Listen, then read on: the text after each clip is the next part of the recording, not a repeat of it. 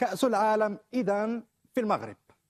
الاتحاد الدولي لكرة القدم الفيفا أعلن اليوم الأربعاء إقامة كأس العالم 2030 في المغرب وإسبانيا والبرتغال، بينما ستقام أول 3 مباريات في أوروغواي، الأرجنتين، الباراغواي. لماذا؟ للاحتفال بمئوية المونديال.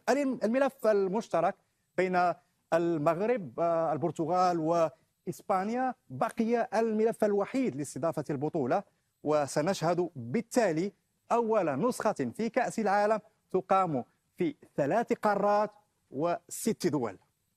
ذكر الفيفا في بيان قال فيه: وافق مجلس الفيفا بالإجماع على الملف الوحيد والذي يجمع المغرب، البرتغال وإسبانيا لاستضافة البطولة في 2030 وتأهل الثلاثة طبعا بطريقة مباشرة إلى النهائيات، باعتبارهم